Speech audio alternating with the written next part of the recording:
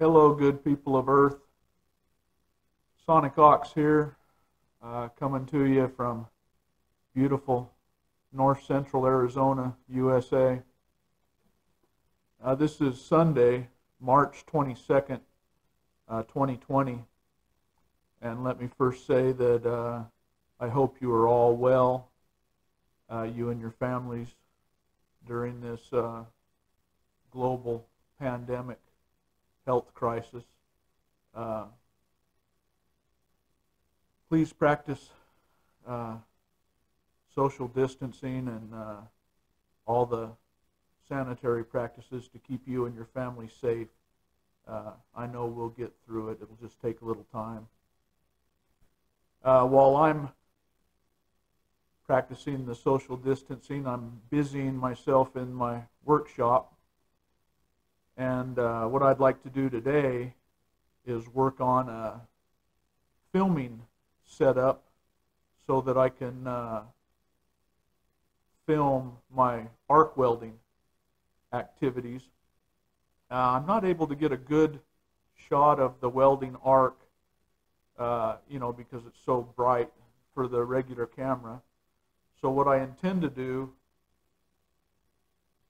is make a box that'll hold my camera. I'm going to make that box on my 3D printer, and then I'll just slip a lens in there that the camera will look through while I'm trying to film welding. So that's the project for today. The rest of it will just be narrated, because this Vivitar camera doesn't record audio real well. And so I'll see you when the narration comes on. Again, thank you for watching, and stay safe and healthy.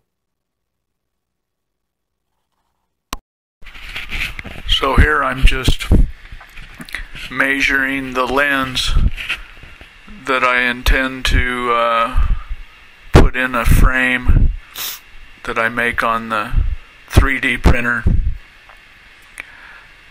I actually end up abandoning this lens. I find that number 9 shade just way too dark to video through. So what I ultimately end up doing is taking an automatic lens out of an old broken welding helmet and installing it. So here I'm designing the box that I want to put the camera in so that it can look through the lens and observe the welding arc. I'm doing this in Tinkercad. So that's the first prototype. I would slide that panel up and down, and I could change out lenses with it, but again, I don't use that particular lens, but that's the idea. So I design, I guess, 4 parts to print on the 3D printer. Right now you're seeing it, this first part will be the bottom and sides, and I have grooves in it so I can slide the front and back panels in and then put a top on. So I designed all those and put them on a chip and put the files in the 3D printer controller. You can see there that the floor and sides were all finished, and there's my faithful helper, Sage, always underfoot with the ball. So I'm taking that part off the build plate, and then I replace the build plate. You can see the grooves where the panels would slide, and then also I created a void on the bottom to put, I'm going to glue a nut in there so that I can attach the box to a tripod to video. I'm just using Gorilla Glue cyanoacrylate, regular super glue. This one happens to be a gel, which I find is really good for staying where you want it and it doesn't run. I actually ended up not using that particular slot though, because I wanted to put a bolt through the bottom that attaches to the camera itself inside the box, and so mounting it flush like that would just be too low. So I ended up using a spacer and then gluing a nut into the void in a spacer. Here I'm testing to see if my older Panasonic camera will fit. I like that camera. I like the lens. It has zoom and everything, but it also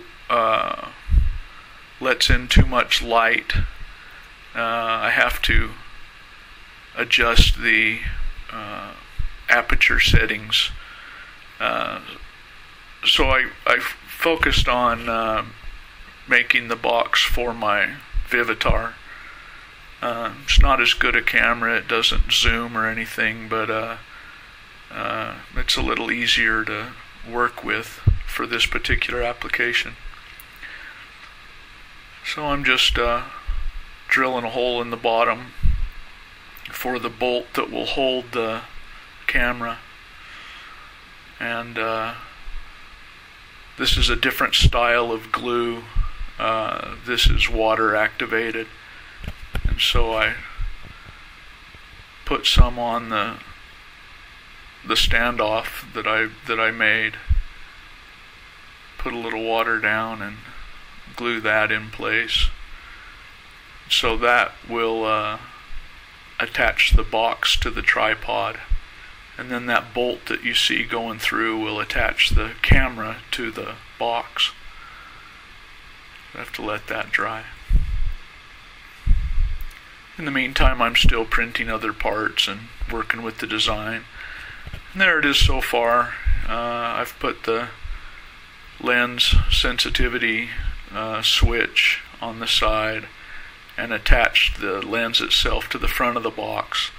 You can see I have the panel out of the back so that I can manipulate the camera. And then to block out the light, I also made a top for the box. Now I'm going to test it here. The test you'll see is actually with the Vivitar and not that Panasonic, but you get the idea. I can't really zoom in close enough to my liking, and it is still letting in quite a bit of light, but it was a pretty successful project. I mean, I learned a lot, and hopefully you'll get something out of it too. Maybe you can see designs for your own applications, or think of ways you can use your 3D printer, or the ways you can film your welding arc.